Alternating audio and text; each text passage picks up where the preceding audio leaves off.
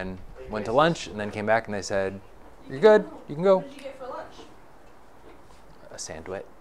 Wait, you didn't like send it to anybody to the lifetime? No, this is just jury selection.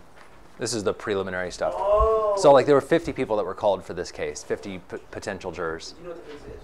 Yeah, it was an embezzlement. What's that? So someone's stealing from his business. Do you think that you'll get picked? Huh? Do you think you'll get picked? No, I won't be. Why He not? was already dismissed. I was already dismissed. Oh. I don't know why. Why? Why So would you do they that? said, "Is there going to be any hardships if you were to serve on the jury?" And I said, "Well, I teach in the mornings, and then I run a business during the rest of the day, and I'm also going to be traveling for work during the time the trial is on. That would be difficult, but I can do it if needed." And then in the questionnaire, they're like, "Do you have any biases?" And they went through like, "Do you know these people? Do you know these people? Do you have any relationship with this business, this business?" So you have to fill all that stuff out. And then they ask, "Was any member of your family a member of law enforcement?" I said, "Well, my dad was a part-time cop for like 5 years." I think that's why they didn't want me to do it. Why would that do that? Because they think I might be biased. You're so biased. Yeah. Do they ask do you ask if you're racist? No. No, they don't. Wait, did they actually Like go you answer out yes. and say you're biased? Like, No, they'll say, "Have you had any crimes committed against you?" So if I have had embezzlement committed against me, then I would be biased on this case probably. So they wouldn't want me to be on that jury, one way or the other. So this guy was stealing from a business he worked for? Allegedly. Allegedly. Did you just want to know the outcome of the case though? Huh? Can you ask me? Yeah, I mean, it's all public record. Yeah. So, anyway. Interesting. Does anyone know why 19th was like completely shut down for like the entire day yesterday? No. Fatality. But it was shut down like the entire day. Yeah, they have to investigate. Really, it doesn't feel right. Wait, It's Ellie, like, you so serious? even if the streets are shut down, like they're not like because it Ellie, was that even doesn't at answer my like 6 question. o'clock, 6 p.m. I left to go somewhere. It was still closed. Yeah, it's supposed to like noon. Huh. Oh, I guess it is noon to 6. Yeah, because my mom was just. Okay, so we're going to try to get this done here in the 30 minutes or so that we have. This is a class on Moorish influence in Iberia. So Iberia is the Iberian Peninsula, which is what we now consider Spain and Portugal. But for a time there were always Portuguese, there were always Spanish, there were these various tribes, just like how we've seen in Italy. There's all these different individual kingdoms and fiefdoms and all that kind of stuff that was happening in Iberia at the time. And we'll look at a map in a little bit. So there wasn't Spain as we know it today. There wasn't Portugal as we know it today. There were these individual kingdoms that later coalesced into these countries that we have. Just as a quick review, we're looking at this about 600 to 1100. The conquest of the Iberian Peninsula by the Muslims, by the North Africans, happened until, anyone know the date? It's a specific date. It has to do with America. 1492. 1492, right? That's why King Ferdinand and Queen Isabella had the funds to give to Columbus, because now they have control over Spain again. But this was a war that was going on. This was basically, think of it an insurgency, basically from about 600 all the way up to 1492. We're talking about almost 1,000 years, right? So the Moorish people, and I'm going to talk about that term here in a second, but just for ease of communication in this sense, the Muslims, the North Africans, are going to have an impact on Spain, on the culture, on the language, on the food, on the architecture, on the art. It's going to happen. And it's interesting, if you look back through the history, there's some great books about it. It wasn't always an awful relationship between the two, between Catholic Spain and broadly Spain, Catholic Spain and the Muslim North Africans. They were figuring out how to get along together. Yes, there were fights. Yes, there were battles. There were great battles, and they didn't like each other. But the individual common people kind of got along, and there wasn't really an issue. So just to kind of give you the broad context of where we are in history, we're only going to look up to 1100 because that's all that we're looking up to at this point. But just so you know, it continued on into the 1492, into the 15th century. All right, quickly, let's look at some definitions that we'll be able to look at and see a little bit later. We didn't do a class last semester. We ran out of time last semester to do a class on Islamic art, so this is just a quick overview of some terms. These are things that you're going to be seeing in mosques, in other Islamic architecture. This is an ablutions font. So ablutions font, obviously I'm giving you terms in English. They would have a different term for it. But this is a fountain used to wash oneself as ritual purification before the practicing of a ritual in religious ceremony, in Islamic ceremony. So there were always some sort of a basin or some sort of a font, usually in a courtyard or outside of the mosque, outside of the place of worship, where you would go and you would wash yourselves. The Muslim faith is very strict on this, right? Similar to the Jewish faith. There's a lot of these prohibitions against doing certain things, right? You can't eat pork, you can't eat things, right? You need to wash yourself, you need to pray 5 times a day. There's a lot of very strict rules. Keeping in mind, where does this all come from? Well, it comes from Judaism. Because again, the Muslims do accept the Old Testament, right? They accept the Old Testament. And then they see Muhammad is coming as being a prophet. And he is the one who kind of set along these new sets of rules. Similar to Jesus in the respect of Muhammad came and gave a new set of rules, and so now they interpret the Old Testament in the light of Muhammad. In the same way, and obviously I'm not saying Muhammad is God, so I'm not making that comparison, but in the same way that Christians see the Old Testament in the light of what Jesus has done. So it's similar, except the Muslims, sorry Tony, I'll get to you, except the Muslims do not see Muhammad as God, right? He's a prophet. They will see Jesus as a prophet as well. They do have respect for him, though not nearly as much, right? They will accept some of his teachings, but then Muhammad will come and he will kind of override some of the teachings of Jesus. And so they accept that Muhammad is the premier, the main prophet of God, right? Better than Abraham, better than Moses, better than Isaac, better than Jesus, etc. Sort of makes sense? That's a broad overview. So did they receive the Messiah? Muhammad, no. So they still think he's coming? The Messiah's still coming? I don't know that for certain. I'm not sure. Where was Muhammad Jewish? No, he was from what is now modern-day Saudi Arabia, I believe. Yeah. So Muhammad was an actual Jew? Yes. Oh, okay, cool. Mm-hmm.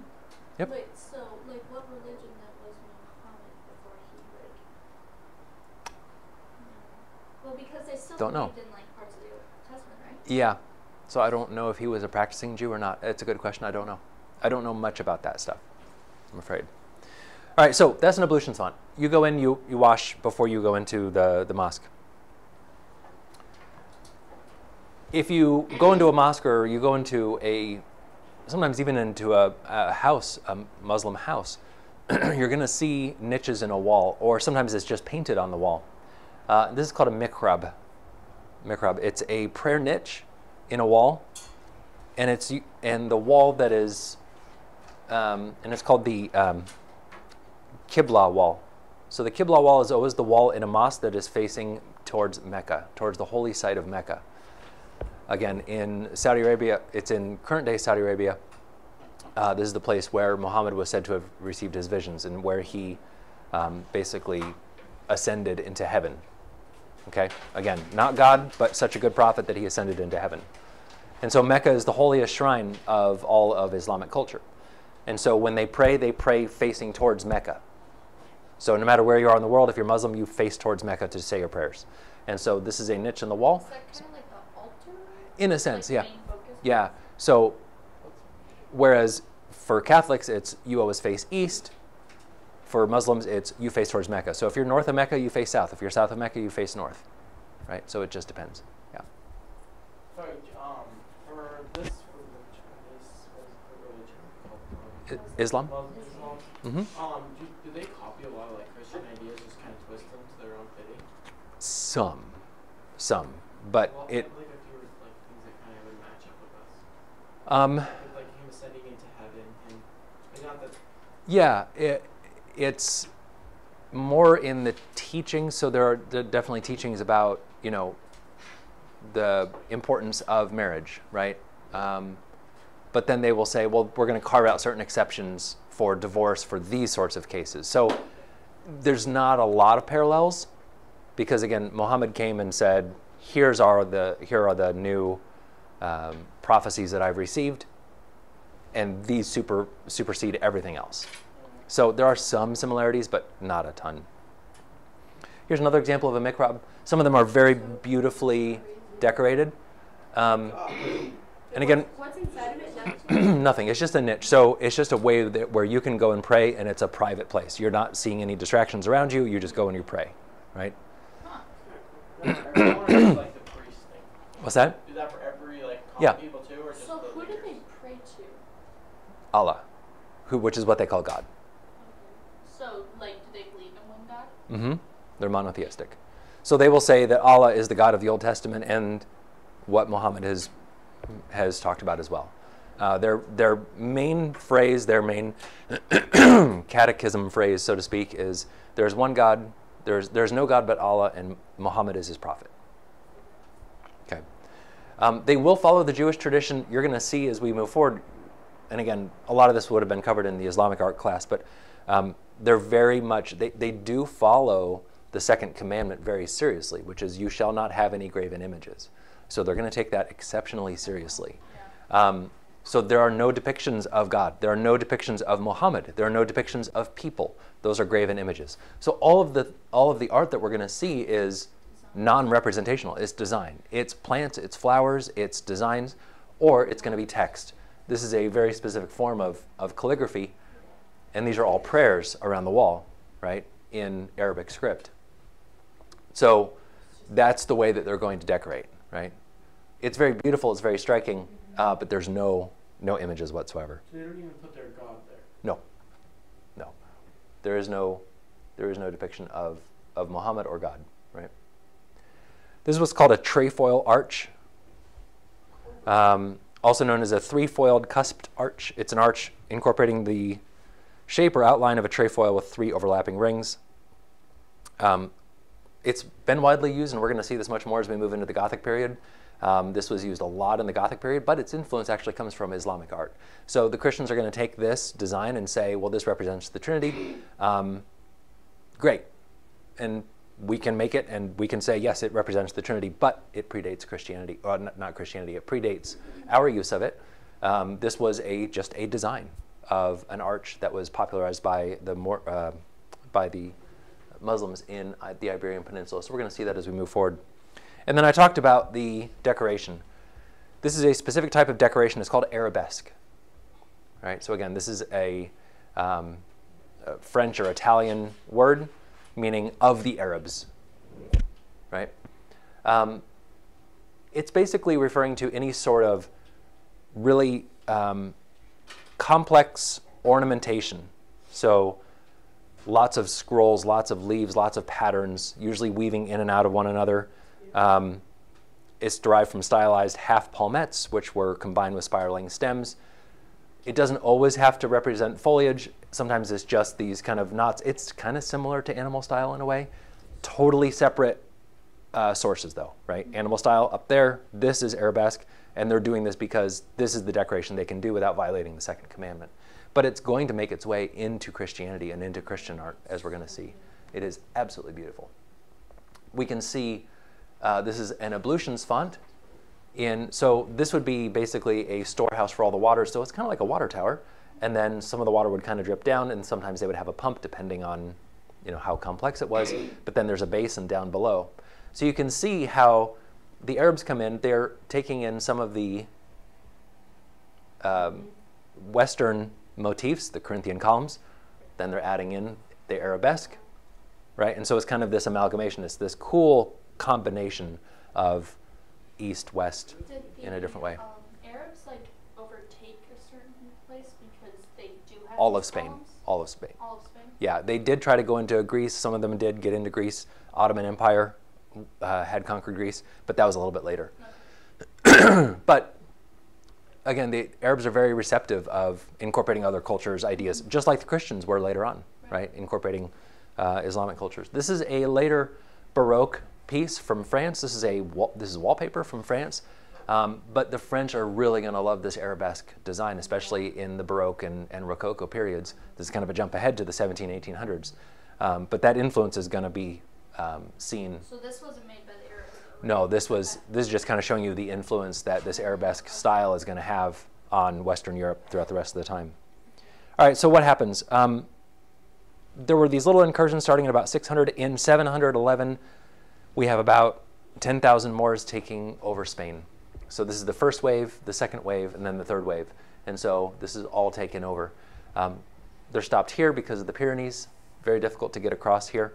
But they're all going to be coming in from North Africa and coming up here, and basically they're going to take this entire thing over. As time moves forward, there's going to be periods where Spain is going to reconquest and the Moors are going to take it back, and it's going to be really messy and difficult for many, many years. But basically by 711, this whole thing was under Moorish control. Now, Split up like that? this was the first wave, this was the second wave, and then by 711, this was the third. Oh, That makes sense. Okay.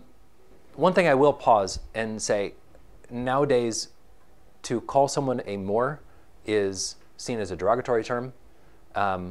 This was what the people in Spain called the people of Northern Africa. So this was a derogatory term, and it was used all the way up until like the 1800s, early 1900s, to refer to people from Northern Africa. Do not use the term Moor today. You are going to get beaten if you do. Interestingly, though, in art history, we still call it Moorish influence. We haven't come up with a better term yet, basically. We art historians. Wait, so the Moors were who? So Northern Africans. why is that derogatory term? What does it mean? It's Basically, because it's for the. it was used by Europeans as a way to refer to them, and they would say, well, I am not a Moor, I am this. And we're like, well, we don't have another name for you. Well, stop calling me that. That's your term for me. Okay. So I'm just letting you know. So what would they prefer to be called as? They wouldn't all, Northern Africans, I guess, but they would still say, well, I'm not Northern Africans. I'm Moroccan. I'm whatever. I'm Egyptian. I'm Algerian, right? Yeah. So it's kind of lumping all these different people into, it's kind of like how Canadians would be kind of ticked off if you called them Americans. Like, I'm not American. Stop it. Right? Well, you're in North America. Yeah, well, I'm not an American. Okay. So just a heads up. So in the first years, they're going to take over a lot of the buildings that are already in existence. And this is an ancient church from predating 711. This was the style. This was the style of churches and houses, etc., in the south of Spain, predating the Moorish invasion. They're not going to redo them. And you can see it's just very simple, right? Very simple architecture. And they're going to take them over. They're going to use them as their own. But as time moves on, then they're going to start building new buildings. And again, it's going to stay fairly the same, fairly similar to what the Spanish people had already been doing. And again, I'm using the term Spanish broadly, right? But the people who were natives of that area. But they're going to start to put in smaller little influences from the east, from Northern Africa. And we can see that with the shape of those columns, right? That's something totally new that we have not seen in Western Europe before. But the Northern Africans brought it in, right? So you can kind of tell it's very, very, very basic. All right, one of the first things we're going to be looking at is the Mosque of Cordoba. So this is the city of Cordoba. It's a very important city during the Visigoth period. This is in the south of Spain, and so this was kind of one of their main posts, their main trading posts. And so this was a mosque that was built in about, where was it? Sometime between 756 and 788. Okay, so pretty early on in the invasion. It's interesting. They're going to have, seniors, what do you notice about this that seems way too advanced for the year 750? What specific part of this building looks? The flying buttresses. Those aren't going to be introduced into Western Europe for another 500 years. Are those cool? They're like little. Yeah, these. I was gonna say those look like. Weird. So this looks like the structures that you see on the side of cathedrals like Notre Dame, right? Well, we, Western Europeans, didn't figure that out until about 500 years later. But the Islamic builders are going to figure out, okay, you have a tall building, there's a lot of weight on it. Physics says it's going to do that. Okay, buttress it, flying buttresses, they're doing it. Fascinating, right? And again, I want to say I'm not trying to be overly sympathetic to another false religion, let's call it what it is. But at the same time, we can appreciate their engineering, their ingenuity, and their art without saying their religion is good, right? So I'm talking just purely about culturally.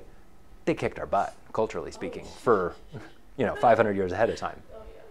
So, and that's fine, cool.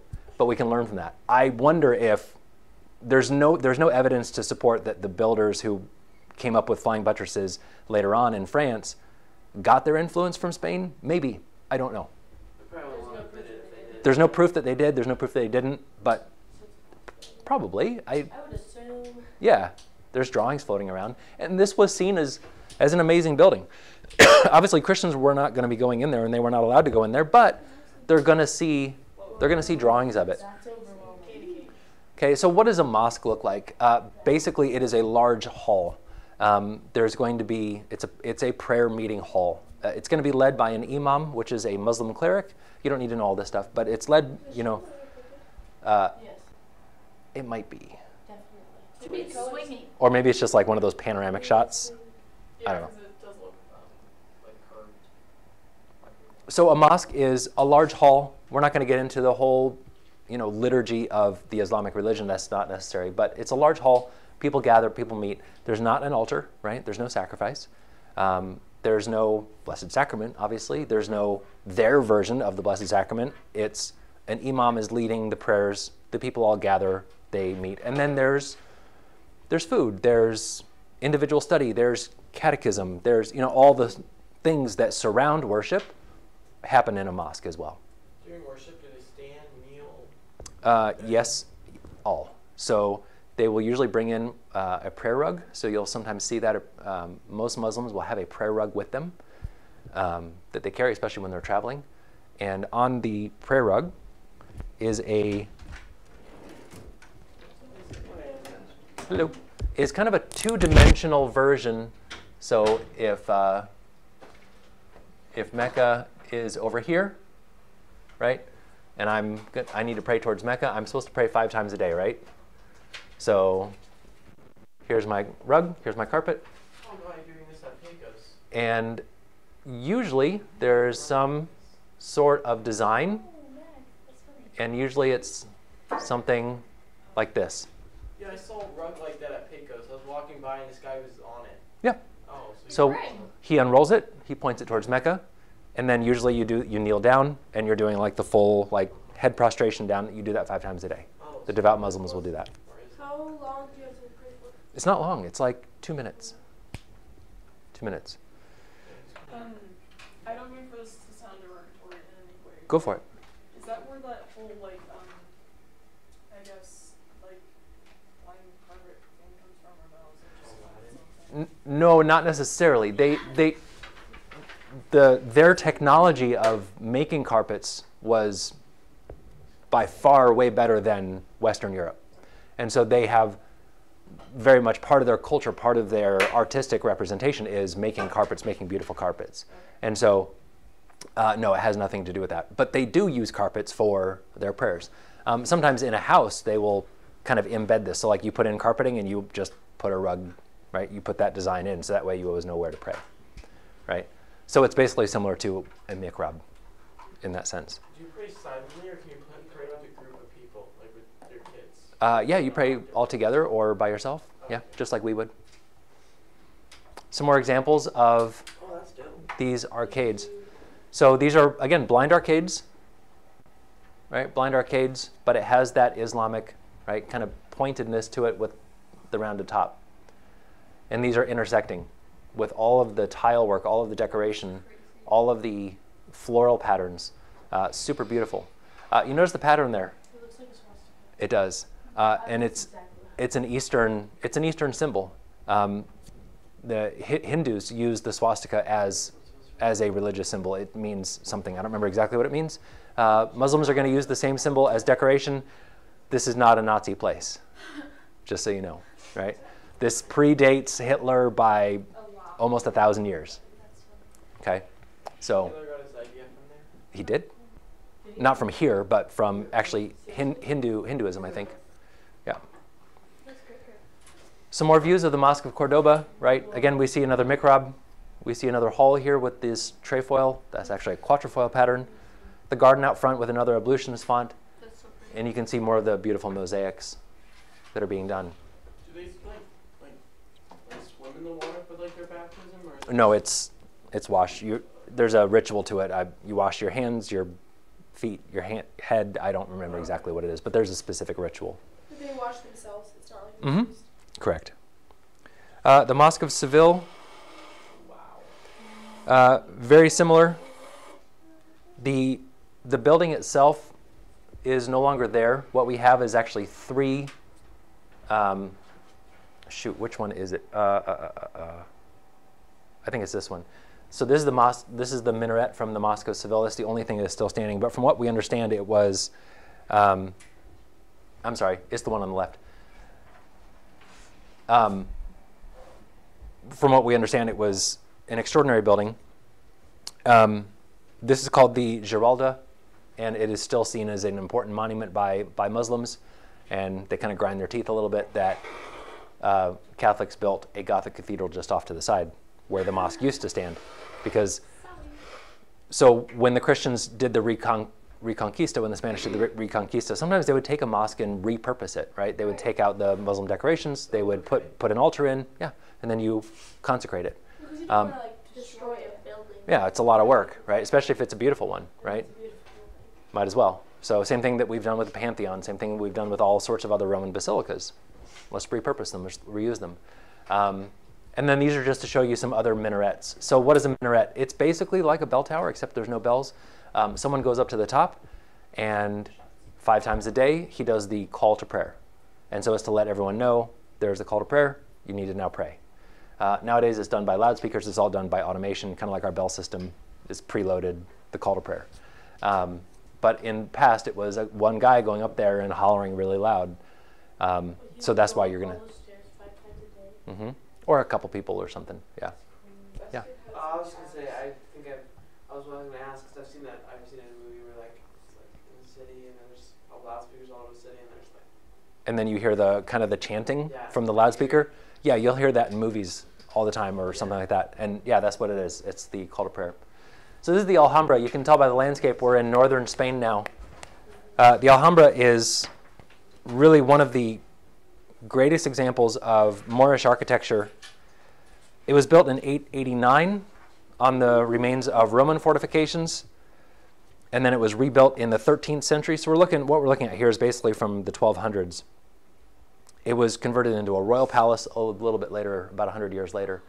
So this was a fortification, and then it turned into a royal palace.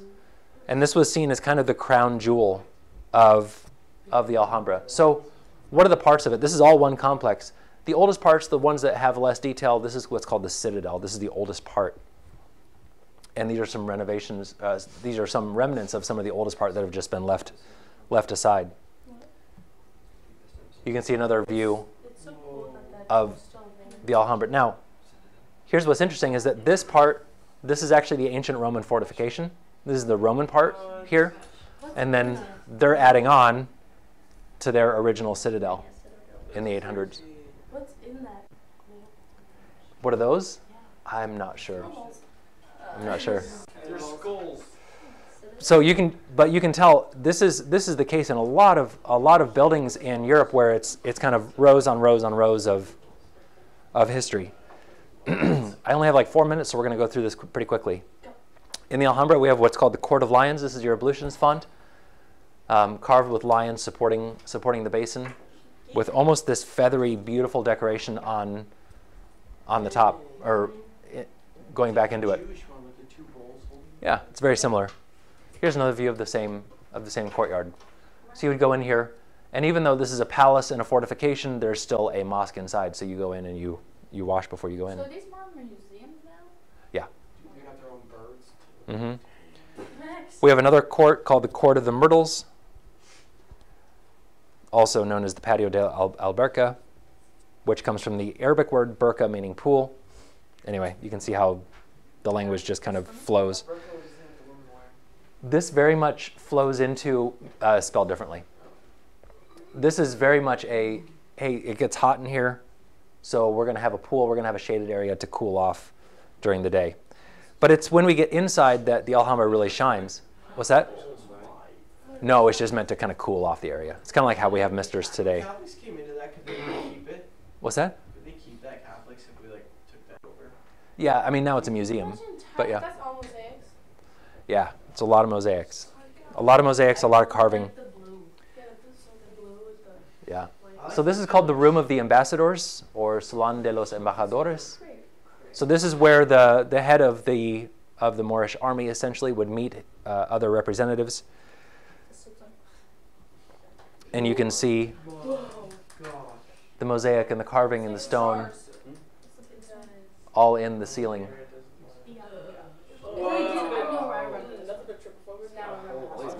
That thing tripping. So this was meant to show the power of the leader who was there, right? No, these are all what, up here? I'll talk about those in here in a second. So this was the grand reception room. The throne of the Sultan was placed opposite the entrance, so this was kind of the crown jewel of the entire complex. This was meant to inspire, right? And every leader is going to do this. When you bring in another leader or someone who's a supplicant to you, you bring them into the grandest hall you have to manifest your power, to make them feel a little bit inadequate, right? That gives you bargaining power. So that's why this hall was built. And we see this same hall being depicted in other artworks as well. Yeah. More of the salon. So this is it's essentially these almost stalactite formations. This is just carved stone, and it's meant to make it look natural, right? Again, how do you decorate? With nature. You can't decorate with depictions of people. That violates the second commandment. So you're going to decorate with nature. So scrolling patterns, right? This arabesque pattern, these knotted patterns, and then these stalactites and stalagmite type looking things. Yeah, it's kind of That's what made me remember it. Because I had the same reaction. So we went into the Hall of the Abencerrajes as well. So this is basically all within the Alhambra. These are various halls, various rooms meant to manifest power, meant to manifest the importance of the guy who was there. This is going to be very influential later, right? This style of carving with stone, trying to make stone look natural and normal. Antoni Gaudí is going to take this, right? Right? He's going to take this. He's going to take this idea. He's going to take this kind of organic material way of carving, and it's going to make its way then into La Sagrada Familia. That's supposed to be finished in 2026, right? So all those stalactites, stalagmites, seniors. We saw this church before. Yeah. This is where he gets the idea. It's coming from here, makes so much sense. right? But they're building it right now. Yeah, still. Well, that's crazy. It's been over 150 years. Yeah. Why so long? Cathedrals usually take a long time to build. All right, so what's the influence later on? What's the influence of Moorish art later on? This is a newer building. It's beautiful. This is a newer building, and people in Spain are still decorating. This is now the Spanish way of building, right? This is especially of a beautiful hall, a beautiful thing. And you can see even newer structures, newer monuments being built that have this same sort of decoration and detail. What's interesting, real quick, Morocco, what you might think this is like, oh, this is stereotypical Moroccan architecture. Actually, it's not Moroccan, it comes from Spain. So the Moors come in from northern Africa, they influence Spain, they mix with Spanish architects, now it goes back into Morocco, and so now Morocco has this same sort of Spanish architecture, but it's actually not. How can you tell the difference between Islamic and then the Spanish? It's really similar, right? Did Morocco come into Spain? Yeah, but then later on, then Spain is going to influence Morocco again. So it's kind of this give and take back and forth. Are we doing art history on Monday or no? No, we'll do apologetics on Monday.